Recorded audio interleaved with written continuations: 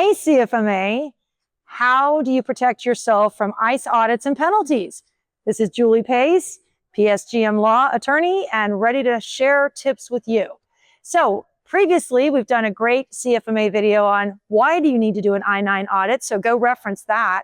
But today we're going to talk about, in this environment today, how do you prevent ICE audit and penalties? So let's talk about it. First thing we're going to pop up on the screen.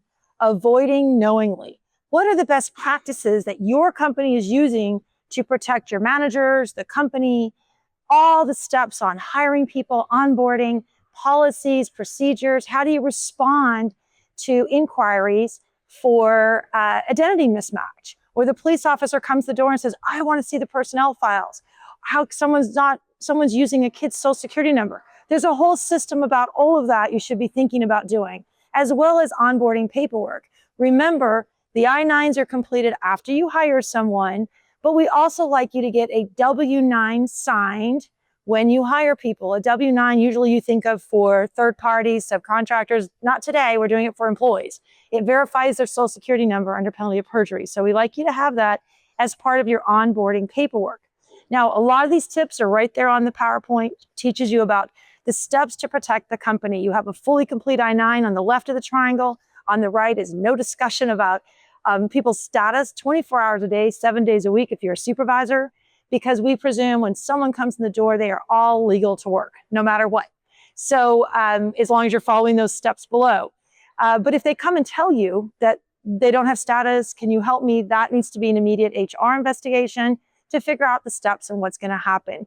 So please kind of look at this chart. Double check your best practices so that you can protect yourself. And one of them is to do an I-9 audit, which is in the other great CFMA video.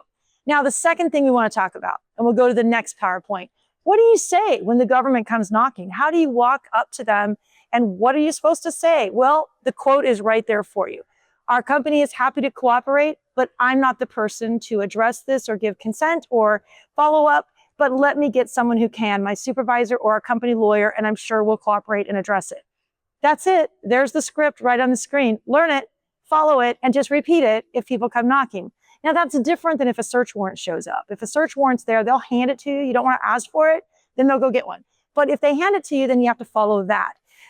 So keep that in mind. There are a difference between the two. And there's also a difference when they come to arrest an individual. So if we have law enforcement come in and they want to talk to one person, they get consent to talk to one person and you coordinate that just like you have in the past. That's not different. So those are the scripts. Remember that. We're happy to cooperate. I'm not the person to handle that, but let me get someone who can help you. That's the same is true sort of for scripts when people call in and say, hey, someone's using my kid's social security number. I can't get benefits, or it's preventing me for something, or I'm getting tax payments, on that point. So I need help. We have letters for all of that in a process to do that. So just remember, don't ignore it. It's not going to go away. We've got to deal with it. And then the last thing in this environment, I just want to pass on some tips for construction and other trades. This is the time to drive right. Don't have encounters with law enforcement. Don't invite encounters with law enforcement. So traffic rules, use your blinkers to change lanes. Never be impaired or distracted driving with a cell phone while you're driving, or impaired for any reason, even prescription drugs. Make sure no rolling stops. Stop at the stop sign. Before you turn right at a light, make sure you can, and the sign allows you to do that. Make sure your brake lights work. No broken windshields. No speeding. What else can I say?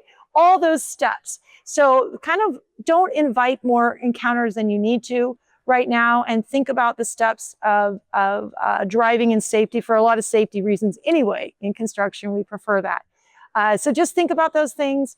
And again, let's try to all prevent encounters, protect your company from penalties and ICE audits and raids, and make sure you do follow the other video on how to do your own I-9 audits. So thank you. Thanks, CFMA team, and keep going forward with positive construction and safe construction out there, since I do OSHA work too.